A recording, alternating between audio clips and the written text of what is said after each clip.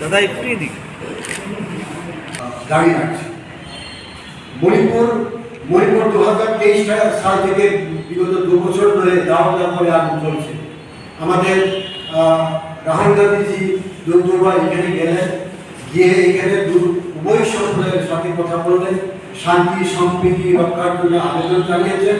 কিন্তু রাহুল গান্ধী দুবার যাওয়ার পরেও আমাদের ভারতবর্ষের যিনি প্রধানমন্ত্রী উনি কিন্তু একবারের জন্য এখানে যাওয়ার জন্য তার সময় হয়নি।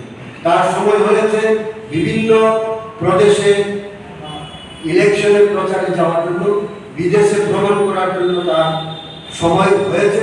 কিন্তু ভারতবর্ষে একটা অঙ্গরাজ্য উত্তর পূর্বাঞ্চলে একটা মণিপুরে দাও করে আগুন চলছে, এখানে হাজার হাজার মানুষ মানে কি বলে রাস্তায় পড়ে আছেন, খাওয়া নেই, মানে শরণার্থী ক্যাম্পে আছেন। ওদেরকে দেখার জন্য ইউনিয়ন গভর্নমেন্ট থেকে তাদের সময় এখন করে নিতে পারেন। আমাদের এই রাজ্যে 2021 সাল থেকে ত্রিপুরা মথা নামক একটা এডিসি প্রশাসনের আছেন ক্ষমতাসীন। আমরা জানি 2021 সাল থেকে এখন পর্যন্ত আমাদের আদিবাসীদের কতজনকে চাকরি হয়েছে আমরা জানতে চাই।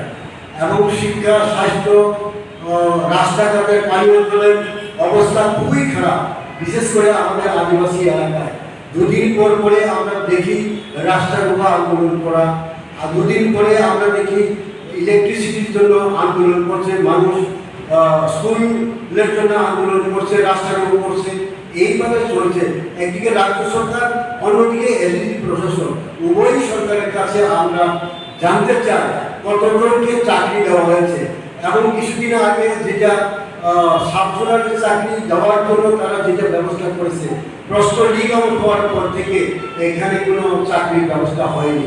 হাজার হাজার আমাদের উপজাতি সম্প্রদায়ের মানুষ যারা বেকার আছেন তাদের অবস্থা খুবই করুন, তাদের অবস্থা খুবই করুন। এর জন্য আমরা চাই, আমরা ত্রিপুরা আদিবাসী কংগ্রেস তরফ থেকে আমরা প্রশ্ন করতে চাই, আমরা জানতে চাই এডিসি প্রশাসন এবং রাজ্য সরকারের কাছে।